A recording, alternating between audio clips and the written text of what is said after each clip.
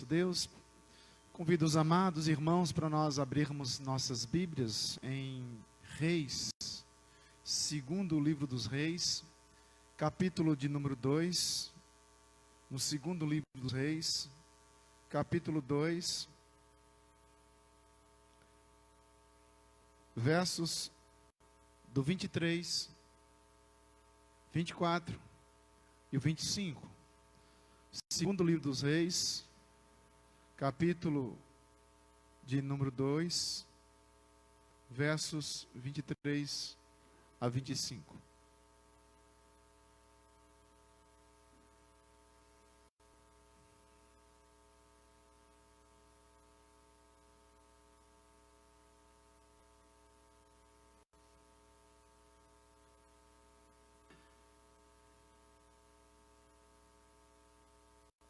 Diz assim, irmãos encontraram? Amém? Diz assim, então subiu dali a Betel, indo ele pelo caminho, uns rapazinhos saíram da cidade e zombavam dele, e diziam-lhe, sobe calvo, sobe calvo. Virando-se para trás, viu-os e os amaldiçoou em nome do Senhor Yahvé. Então 2 ursas saíram do bosque, despedaçaram a 42 deles. Dali foi ele para o Monte Carmelo, de onde voltou para Samaria. Que o Deus de Abraão nos abençoe muito grandemente nessa noite.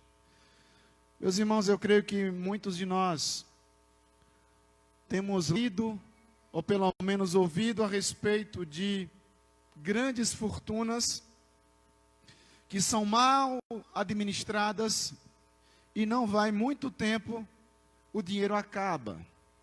Jogadores de futebol que adentraram verdadeiras minas de ouro no período do auge de suas carreiras, e com o passar do tempo nas suas más administrações, hoje se encontram quase que à beira da miséria, sendo sustentado por colegas, ou quando que não, dando palestra para comprar os seus haveres ou as suas cestas de manutenção. O que eu quero dizer nessa noite é que um dia a conta chega, um dia a conta vai chegar. Hoje nós estamos, de fato, colhendo todo um ano de libertinagem, de uma liberalidade sem precedente, não no sentido de doar, mas no sentido, de fato, de adentrar a uma vida de miséria, a uma vida de luxúria, a uma vida de iniquidade. Se eu posso, então, trazer ou refrescar a memória dos irmãos, nós lembramos que no ano 2019, dezembro de 2019, nós tivemos um canal de humor retratando a pessoa de Cristo, chamado então Portas do Fundo, que ataca de maneira veementemente a pessoa de Cristo e a fé cristã. Em seu mais novo especial de Natal, trabalhado dentro de uma dinâmica de escarnecer a pessoa de Cristo, fazendo com que ele fosse naquela personagem retratado como um possível gay em sua primeira tentação. Mas essa não é a primeira vez que esse grupo de ateus libertinos, cheio de um coração de iniquidade, que resolve atacar o cristianismo de forma direta. Porque em 2013, em um outro programa de Natal, que gerou um protesto sem precedentes, porque em 2014 decidiram o alvo da vez seria o patriarca Abraão, com piadas também sobre Deus. Em 2016, eles voltaram a ridicularizar os relatos bíblicos sobre Jesus. E tem sido uma rotina sem precedente, tem sido algo constante para a sociedade olhar para o símbolo maior da nossa fé, Jesus de Nazaré, e escarnecer. Estão tripudiando, estão escarnecendo, mas o que eu quero dizer é, um dia a conta chega. Assim como a grande fortuna que não sendo bem administrada, ela acaba. Assim também como a passividade, ou pelo menos a longanimidade de Deus, um dia ela vai acabar. E 2020 foi o ano onde nós pudemos então adentrar, onde uma escola de samba, a Mangueira, com seu enredo intitulado, abro aspas, a verdade vos fará livre, fecho aspas. A escola de samba Mangueira e as suas agremiações narraram então a trajetória de Jesus Cristo, transformando a figura sagrada para a contemporaneidade e exibindo faces diversas de Jesus Cristo. Há uma zombaria sem precedente. As pessoas estão tripudiando da fé. E quando eu digo isso, eles não têm mais temor. Como Paulo fala lá no capítulo 3 de Romanos. Não conhece o caminho e pelo menos não conhecendo, não existe temor em seus corações. A Gavião da Fiel, num enredo que foi então por uma juíza impedido de entrar, eles cobriram aquele carro alegórico, retratando um Jesus que se curva diante de Satanás. Isso gerou repercussão no mundo todo. Um dia a conta chega. Mas não é apenas esses casos aqui citados, que é zombaria, que causa zombaria à pessoa de Cristo. Muitas vezes eu e minha família, nós zombamos de Cristo também. Ficamos adentrados em uma fé estática, estagnada, morta, sem qualquer envolvimento mais sério com Ele. Adentramos o viés da religiosidade e achamos que isso é bom. E não é, porque os fariseus eram mais religiosos do que nós e foram para o inferno. Jesus chamando de raça de víbora. Quem vos induziu a fugir da ira vindoura? Sepulcros caiados. Zombamos muitas vezes da pessoa de Cristo, da pessoa de Deus. Zombamos de Deus quando negamos a existência dEle. Deixamos de crer. Ficamos tomados por um sentimento de ansiedade. Ficamos envolvidos em uma ansiedade desesperada. Zombamos de Deus quando negamos a sua palavra. E a sua palavra não passa a ser mais o meu livro de cabeceira. Não medito, não estudo e nem coloco em prática no meu dia a dia. Zombamos de Deus quando não obedecemos essa palavra na sua integralidade, totalidade. Zombamos de Deus quando falo dele sem reverência, quando trato da pessoa de Cristo chamando de você. Zombo da pessoa de Deus quando vive uma vida sem santidade, quando vive uma vida de qualquer jeito.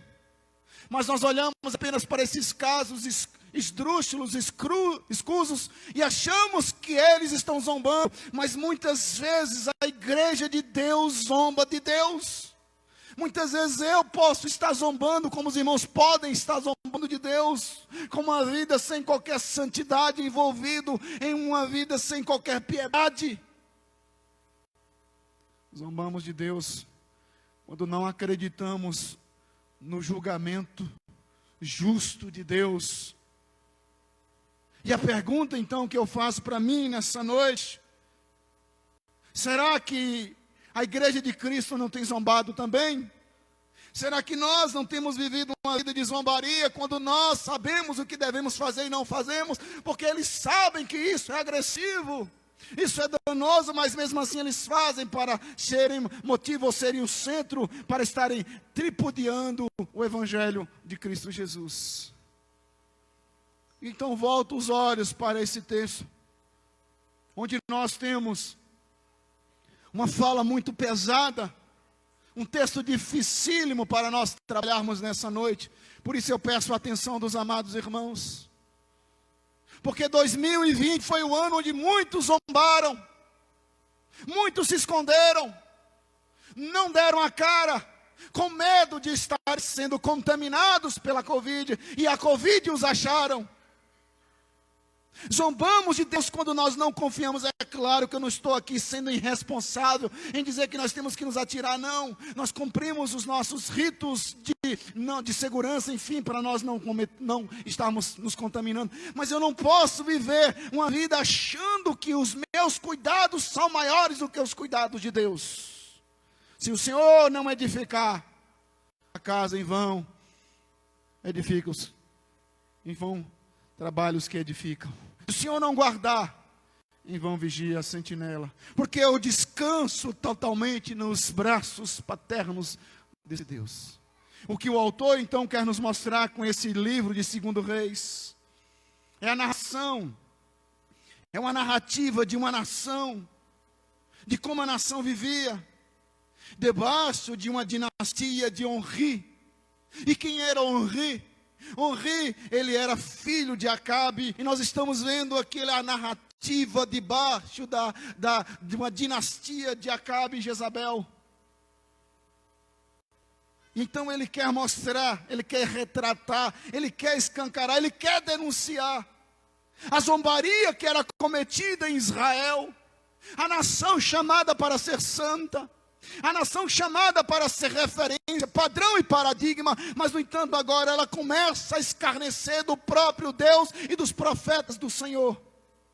E o autor então traz nessa narrativa, ele mostra, ele retrata, ele chama-nos a atenção como eles haviam substituído, como mostra como esse Onri substituiu seu pai no trono de Israel, mas mantém a mesma política perversa, promovendo o baalismo, adoração a Baal, além de apoiar a religião instituída por Jeroboão II, como bem ensina a santa palavra do Senhor. Mas eu peço a paciência dos irmãos, porque o texto então passa a mostrar que a guerra entre a verdadeira adoração ao Senhor Yahvé, defendida por Elias, defendida por ele, combatendo o paganismo de Baal e os seus adoradores, instituído por Acabe e Jezabel, estava contínuo e continuando. E então Deus levanta o santo profeta Elias. E algumas questões precisam ser ditas nessa noite de forma rápida, antes de eu entrar no texto para os irmãos entenderem. O que nós precisamos entender é que o texto então diz, então subiu dali para Betel. O que nós precisamos compreender é que Betel, onde Eliseu agora está a caminho, Betel, ela passa então a trazer todo um significado histórico. Ele se encontra com os Nearins, Eliseu e os Nearins, os adolescentes iníquos, os jovencinhos, os rapazinhos iníquos, pagãos. O nome da cidade então tem um significado muito poderoso. Então subiu dali a casa de Deus, Betel. Eliseu vai à casa de Deus, que era Betel. Betel. Esse lugar serviu como um santuário no período patriarcal. Faltaria tempo para nós mostrarmos para os irmãos, mas perceba que é em Betel que Deus tem um contato muito sério com Abraão e Isaac. Ali houve também uma ratificação em Jacó, da aliança abrâmica em Jacó, quando vocês podem ler Gênesis 28, a partir do versículo 10 ao 17, a escada, os sonhos de Jacó, e ele sonha, e ao final diz, quão temível é este lugar, é a casa de Deus, é a casa de Deus. Por isso Jacó volta ao local e ali se compromete, em uma adoração exclusiva, ao Deus de Abraão, e onde recebe um novo nome, Gênesis capítulo 35, verso 1. Israel é o seu nome. Tem todo um um tom, tem todo um envolvimento, tem todo um contexto de um lugar santo.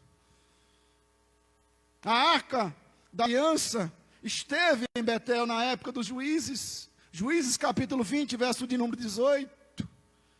Fazendo daquela cidade um importante local religioso, especialmente na tradição dos patriarcas. 1 Samuel capítulo 10, versículo 3.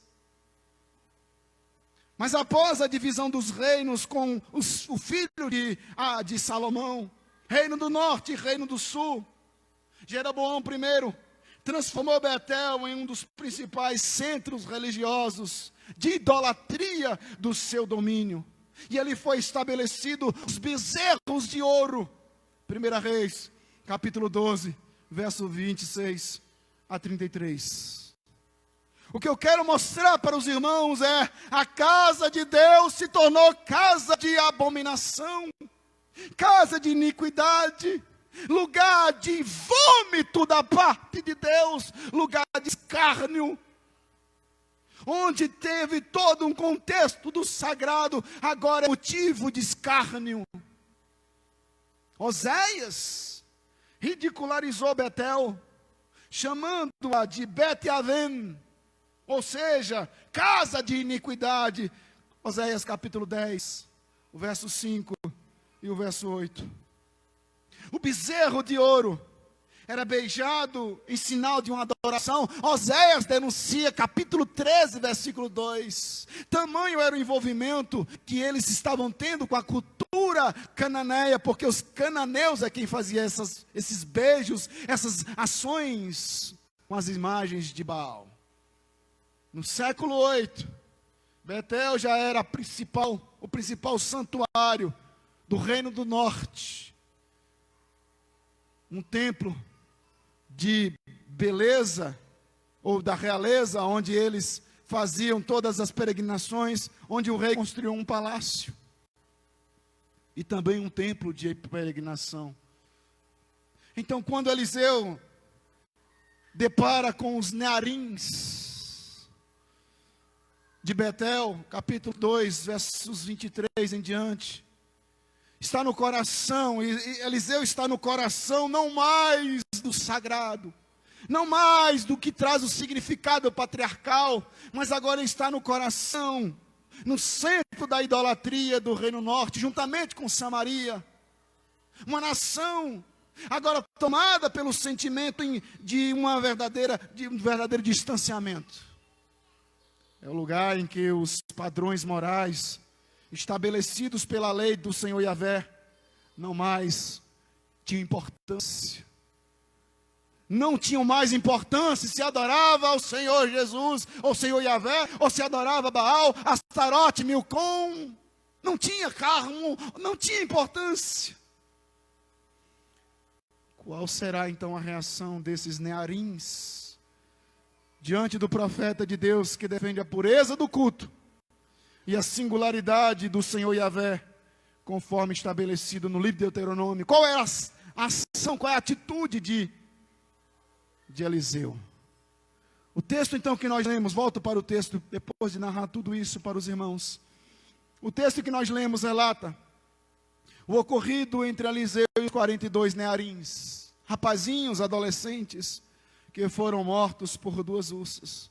Eu quero enfatizar que esse texto, ele é comumente usado pelos críticos, pelos ateus ou pelos infelizes da vida afora, para criticar a Deus, para demonstrar como esse Deus ele é maligno, como esse Deus ele é terrível, como esse Deus é sanguinário. 42 inocentes, em algumas versões vão trabalhar e dizer que eram criancinhas, mas o original hebraico vai dizer que eram nearins, rapazinhos de 15 anos em diante, sabiam o que estavam fazendo.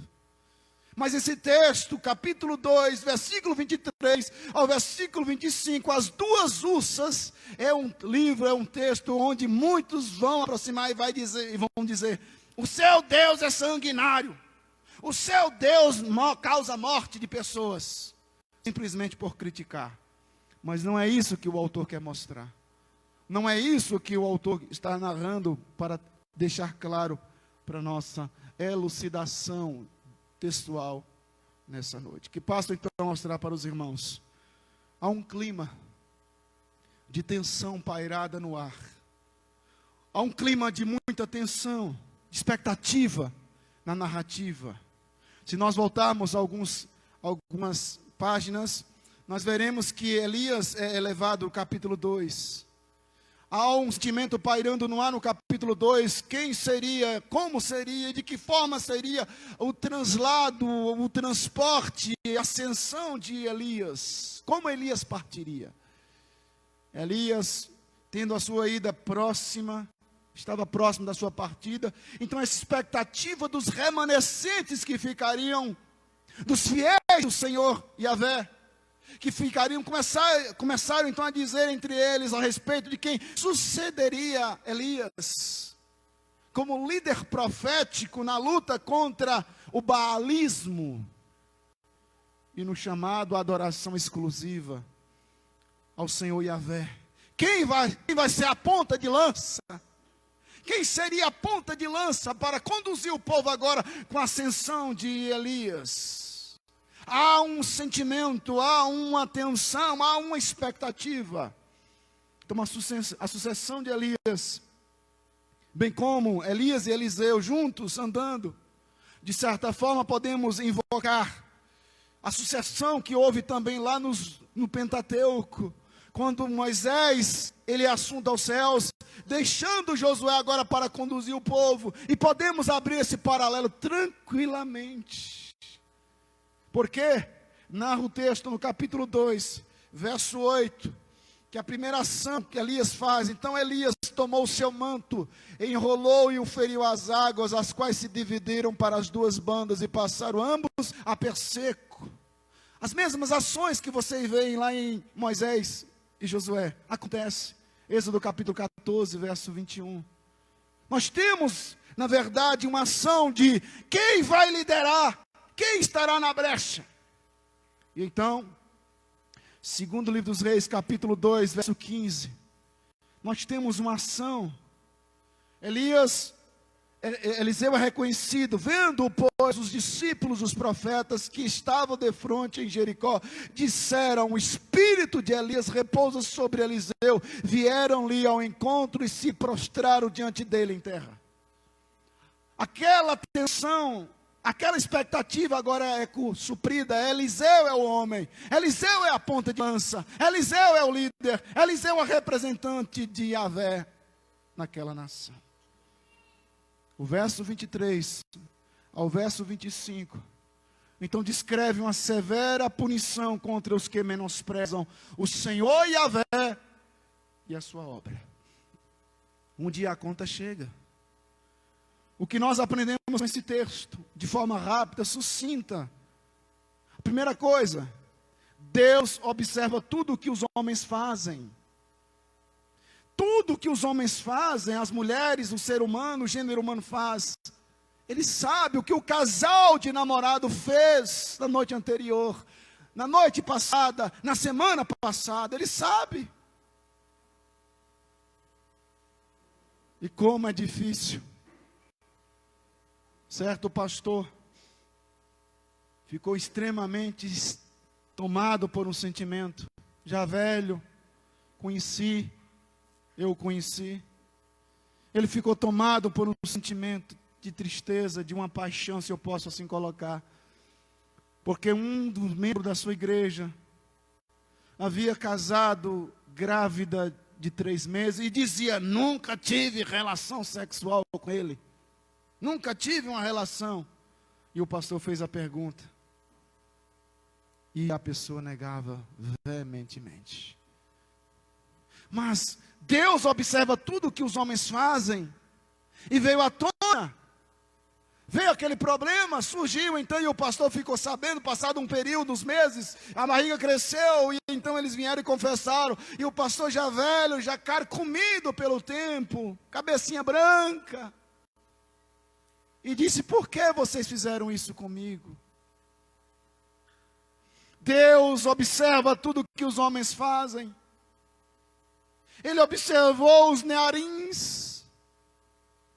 E essa pessoa que fez isso com o pastor, se encontra hoje numa situação difícil, separada, rompida, vivendo uma vida totalmente arrependida pelo ato que ela fez, dizendo: se eu pudesse voltar, faria tudo diferente.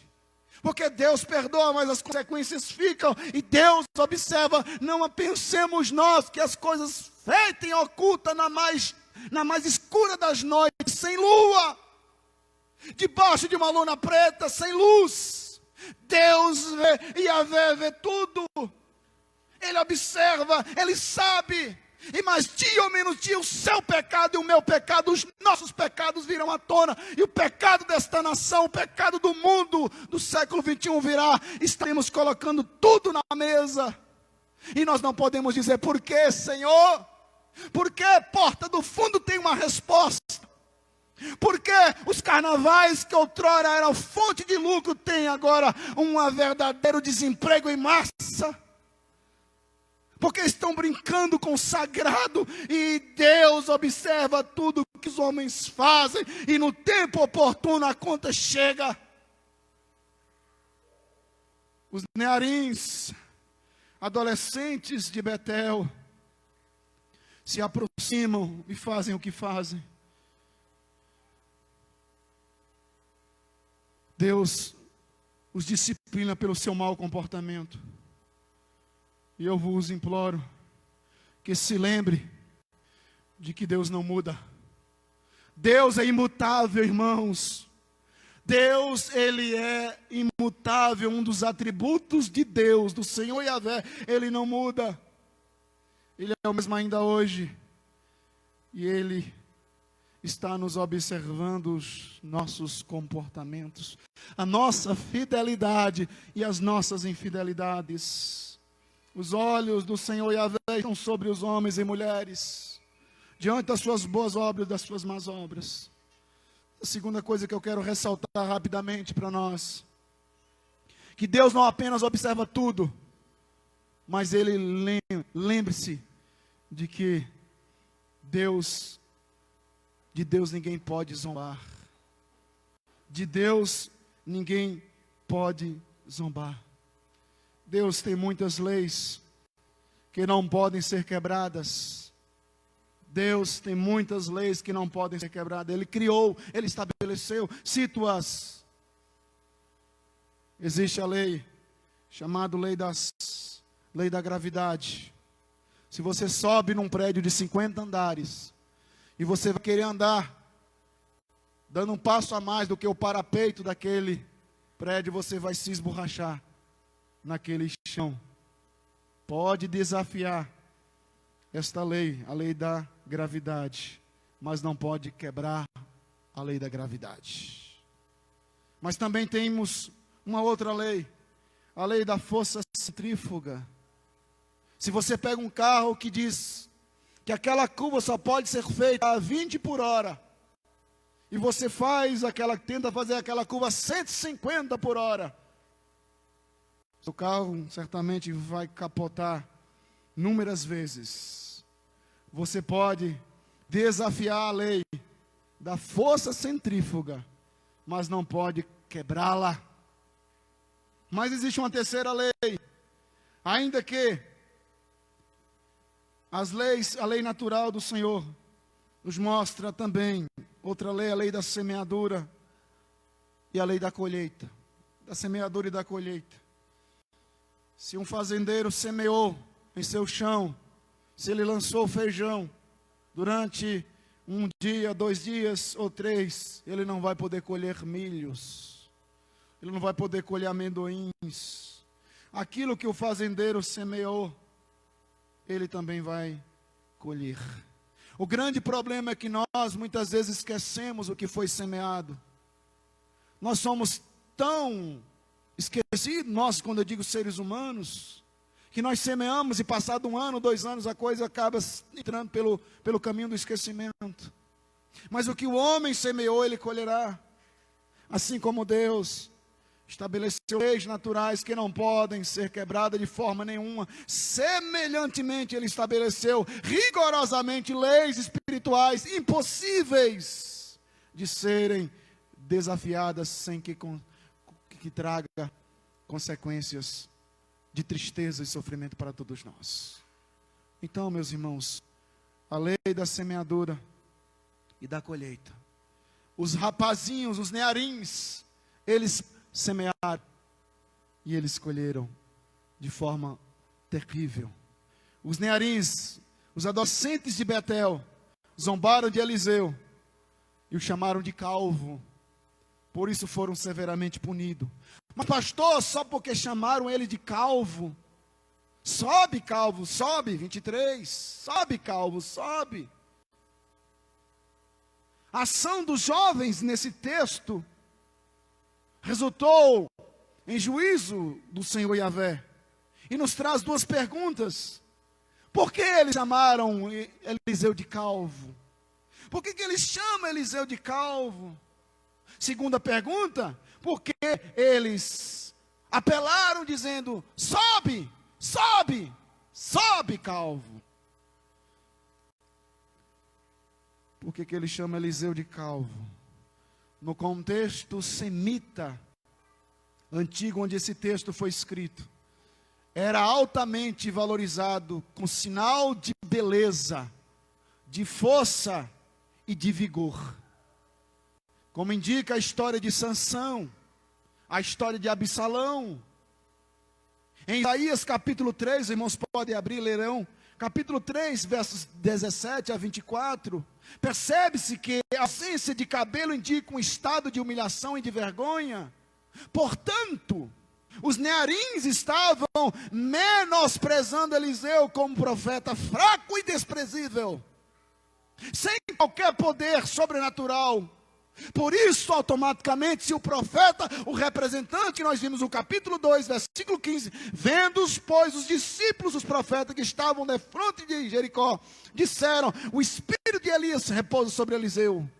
Vieram-lhe ao seu encontro e prostraram-se diante dele em terra. E nesse intervalo, nós temos agora os 42 nearins, que olham para Eliseu e diz, calvo, calvo, calvo, calvo, fraco, calvo, fraco, fraco, fraco, desprezível. Porque quando eles falam isso, eles estão dizendo automaticamente que você não tem poder sobrenatural. O seu Deus, o Deus que você representa, é carente de força, calvo. Você não tem poder nenhum, calvo. Sai da nossa frente, calvo. E vale ressaltar que Elias passou, e diz o verso 23, verso 24, virando-se para trás, eles vinham tripudiando a pessoa de Eliseu. Calvície, ou pelo menos falar a respeito, é menosprezo, é tratar com insignificância. Mas diz que ele, continuaram dizendo, não apenas calvo, mas dizia, sobe, usa o verbo, sobe calvo, sobe, sobe calvo. Eles zombavam dizendo, sobe, sobe calvo. Um desafio dos rapazes, dos rapazinhos, a que Eliseu ascendesse aos céus da mesma forma que Elias, duvidando do poder sobrenatural de Eliseu. Tu não tem poder nenhum não, porque tu é calvo, Eliseu. Elias era um homem diferente de você. Na realidade, eles queriam se livrar de Eliseu, assim como estavam livres de Elias.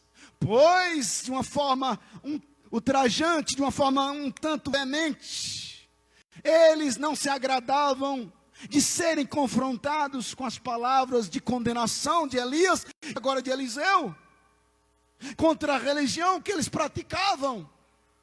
E Eliseu confronta, e Elias confronta, e a igreja de Cristo precisa entender esse princípio, porque agora é minha responsabilidade, sua responsabilidade. Eles queriam se livrar de Elias, assim como a sociedade de um modo geral quer se livrar da igreja, porque a igreja é chata. A igreja de Cristo, ela é um tanto ultrajante, ela traz a sua opinião, ou pelo menos a ideia princípio doutrinário bíblico, dizendo, a Bíblia diz, isso é chato para quem ouve, isso é chato para quem está no pecado, e isso é agressivo para quem está vivendo uma vida torta. E a igreja precisa, isso que eu disse no início, a igreja precisa saber do seu papel, da sua responsabilidade em não zombar a Deus, em santidade, em pureza doutrinária, em leitura constante, em oração, em dedicação, porque se eu não estiver fazendo isso, eu estarei como os nearins de Betel, zombando de Deus em não praticar a verdadeira religião diante de Deus e diante dos homens. Então eles estão simplesmente dizendo, calvo, menosprezando, sobe, nós não queremos mais o seu confronto, nós não queremos mais sua condenação, nós não queremos ouvir mais a sua palavra. E o verso 24, virando-se ele para trás, viu-os e os amaldiçoou em nome do Senhor Yahvé. Então 2 ursas saíram do bosque e despedaçaram 42 deles. Esse texto é uma verdadeira interrogação, difícil, para nós compreendermos o porquê disso, o que foi que aconteceu aqui de fato e de verdade. As 2 ursas, há um calau, há uma maldição em andamento, e Eliseu traz esse calau, essa maldição sobre os garotos nearins, no nome do Senhor Yahvé. Nada tinha a ver. Se nós olharmos, aparentemente parece que Eliseu está sendo vingativo. Ah, você chamou de calvo? Ah, peraí. Ah, eu sou calvo? Ah, peraí. Ei, Usa A e Usa B. Vem cá, mate eles. Pá, matou 42. Aparentemente é esta, a leitura rápida é esta, a impressão é esta. Como se fosse uma atitude vingativa de um mágico mal-humorado que mata imediatamente alguém porque o diminuiu, porque o desprezou, porque não teve senso de humor, de repente. Mas não é isso. O que o profeta faz é reivindicar aquilo que está na Bíblia e que muitas vezes nós não temos a menor ideia. Por favor, Levítico 26.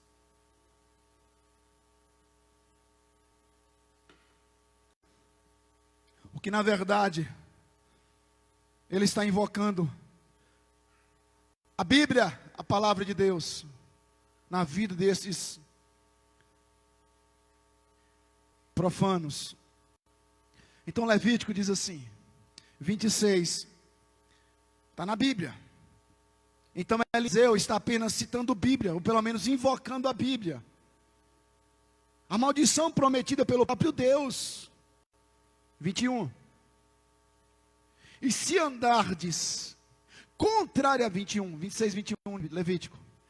E se andardes contrariamente para comigo e não me quiserdes ouvir, trarei sobre vós pragas 7 vezes mais, segundo os vossos pecados. Presta atenção. 22. Porque enviarei para o meio de vós feras, as ursas, feras do campo, as quais vos desfilharão. 42 pais ficaram sem filhos, e acabarão com o vosso gado, e vos reduzirão a poucos, e os vossos caminhos se tornarão desertos. Ninguém é obrigado a seguir o Senhor Yahvé. Ninguém é obrigado a estar diante do Senhor Yahvé. Jesus Cristo olhou e disse, olha, calcule, veja se vale a pena, porque eu não posso fazer a obra do Senhor Yahvé a bel prazer. Como se eu fosse o dono do evangelho. Faço uma coxa de retalho, o que me agrada eu coloco, o que não me agrada eu tiro. O que na verdade Eliseu está dizendo, Israel rompeu, Israel não se comprometeu em ser fiel, a nação agora está tomada por uma profanação. A maldição é simplesmente a invocação. Caso o povo não andasse em seus caminhos e recusasse a ouvir a voz do Senhor Yahvé, Israel seria entregue seria entregue às ações das feras. E Eliseu é apenas um mensageiro, como porta-voz da mensagem do Senhor Yahvé. E por meio desse evento, o Senhor Yahvé ratifica a integridade do ministério de Eliseu. Imagine se todos os rapazinhos de Israel, todas as cidades de Israel, começassem então a tripudiar os profetas. Todo dia Eliseu chegava, alguém começava a fazer chacota, fazer gracinha, fazer gracejo, onde ia parar? Então Deus está simplesmente dizendo: respeite o ministério de Eliseu. É uma disciplina dura, mas ele está simplesmente dizendo: eu invoco Levítico 26. Israel quebrou o compromisso. O homem de Deus pode, no nome de Deus, trazer julgamento de Deus sobre o povo hostil a Deus. A mulher de Deus pode trazer julgamento de Deus sobre um povo hostil. O ministério que trouxe bênção na vida de Jericó, capítulo 2, versos 15 a 18, foi o mesmo ministério que trouxe juízo em Betel, capítulo 2, 23 a 25. O que mudou? Submissão à palavra do profeta. Por fim, verso 25 diz: dali foi ele para o monte Carmezim, de onde voltou para Samaria. O verso 25 sugere a sua determinação de levar a batalha ao coração do território inimigo. O verso 25 diz que ele vai para o Carmelo, onde houve 450 profetas confrontando o Senhor Yahvé. E então Elias invoca o Senhor Yahvé através do fogo, e aquele holocausto é consumido e 450 profetas morrem, dando autenticidade ao ministério de Elias. Ele vai lá para confrontar. E ele então passa por Samaria, onde havia uma oposição séria contra o Senhor Yahvé. Eu quero então concluir. O texto mostra que Deus continua se revelando através do seu profeta Eliseu. Deus não findou o seu ministério com a subida de Elias. O ministério continua. Se fosse alegorizar, diria: Elias é Jesus, Eliseu é a igreja. Mas eu não gosto de usar esse tipo de coisa. Mas essa responsabilidade é nossa também. Deus nos mostra no texto, Deus continua revelando através do seu profeta. A palavra não morre. A responsabilidade de Elias, ele cumpriu. A responsabilidade de Márcio precisa ser cumprida na geração de Márcio. Assim como havia feito Elias. Então Deus confirma essa revelação, essa ação miraculosa, que evidencia tanto sua graça aos que confiam nele. Capítulo 2, verso de número 19 a 22, é o texto da cura das águas de Jericó. Mas assim também, como esse Deus, ele faz juízo aos rebeldes obstinados. 23 a 25. Mas dia ou menos dia, os rebeldes obstinados encontrarão as ursas da vida, que nós não sabemos como será. Mas a coronavírus, Covid-19, é um tipo de ursa que vem para simplesmente colocar o homem rebelde e obstinado no seu devido lugar. E a igreja de Cristo não pode de maneira nenhuma entrar nesse caminho. Segundo, o texto mostra como parte da teologia do livro de Reis, que vai enfatizar a fidelidade de Deus à sua palavra e à sua aliança de maneira veemente.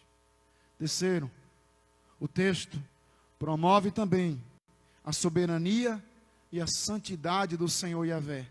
Ele é Deus supremo, cujo poder e presença não estão limitados a lugares e demonstra sua supremacia e poder no próprio centro do coração rival da adoração de Jerusalém, a cidade de Betel, com seus bezerros de ouro. E lá Eliseu entra e confronta o pecado daquela nação.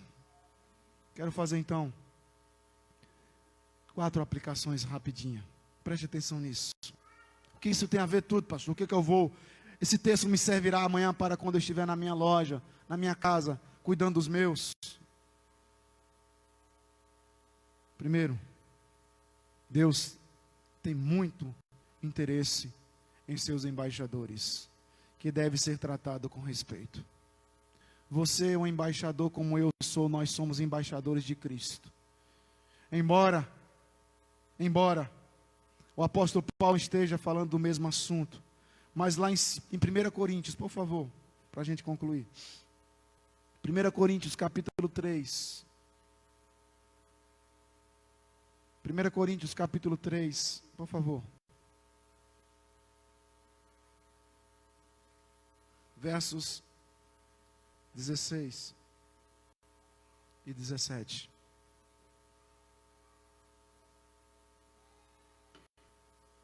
Diz assim: não sabeis que sois santuário de Deus e que o Espírito de Deus habita em vós? Se alguém destruir o santuário de Deus, Deus o destruirá, porque o santuário de Deus, que sois vós, é sagrado. Ai daquele que tocar, ai daquele que se levantar. Deus tem muito interesse em seus embaixadores, que devem ser tratados com respeito, embora nós sabemos que existe perseguição, existe muitas mortes, sim, mas Deus, Ele zela, Ele vela, Ele cuida dos seus. Segunda coisa, pouca idade não significa liberdade para desrespeitar as coisas de Deus. Meus filhos pequenos, eu tenho que ensinar como os judeus faziam em Deuteronômio, capítulo 6, verso 7. Tu as inculcarás a teus filhos, e delas falarás sentado em tua casa, andando pelo caminho, e ao deitar-te e ao levantar-te. É preciso ensinar os nossos nearins, não de Betel, mas os nearins da IPB Utinga, a estarem cada vez mais respeitando e reverenciando a palavra e o Deus da palavra. Porque pouca idade não significa liberdade para deixar de respeitar, para o desrespeito. Ah, mas é pequeno, pastor. A criança pegou, riscou a Bíblia, rasgou a Bíblia. É claro que temos que ter noção de idade, é óbvio. Mas ela tem uma noçãozinha, tem que ser disciplinado. Meu filho, aqui é a Bíblia. Minha filha, aqui é a palavra de Deus. Eu estou dando apenas um exemplo. Desde quando nós temos que disciplinar, nós temos que ensinar. Desde quando puder entender, que ele compreenda, que ele saiba quem é Yahvé, quem é Jesus. Porque eles aprendem de uma maneira muito rápida os joguinhos. Por que não pode aprender a Bíblia? É como eu disse, tem série, é claro, tem uma idade. Sabe o que isso significa, meu filho? Sabe o que isso significa, minha filha? A partir do momento que uma criança ouve falar de Deus e dos seus mandamentos, essa criança passa a ser responsável diante de Deus pelo que ela vai falar. Como eu disse, tem que ter, claro, evidente, de um modo proporcional à idade da criança. Mas a criança, a partir dos 5 anos, ela já tem condições de entender quem é o Senhor Yahvé, quem é Jesus e como deve ser tratado a casa do Senhor. Não é lugar de nós estarmos agindo e fazendo como nós queremos. Os nossos adolescentes, os nossos jovens, nós, os pais e educadores cristãos, devem conscientizar as crianças, os jovens e adolescentes, da capacidade que eles têm de entender coisas espirituais e lembrar-lhes das responsabilidades que tem por isso. Tem responsabilidade, tem consequência, não podemos passar a mão na cabeça. Terceira aplicação que eu quero fazer ao texto. Os pais têm mais responsabilidade com o que dizem e fazem perante os seus filhos. Talvez a atitude daqueles nearins fosse reflexo do que viam e ouviam nas suas casas. Prejudicamos nossos filhos e filhas cada vez que falamos ou fazemos algo reprovável. Falamos do irmão na mesa comendo, falamos assim assado, agimos assim. Isso é perigoso, porque isso invoca uma responsabilidade muito grande perante os nossos filhos. Eles veem nós fazendo e eles vão fazer.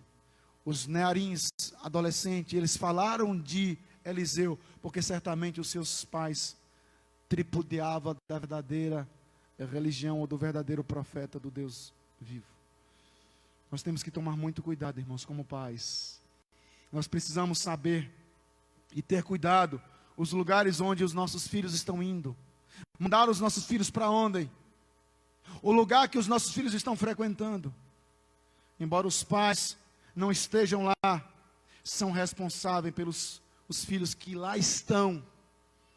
Se forem obedientes, se forem a ambientes ruins, os pais serão responsabilizados pelo estrago dos filhos.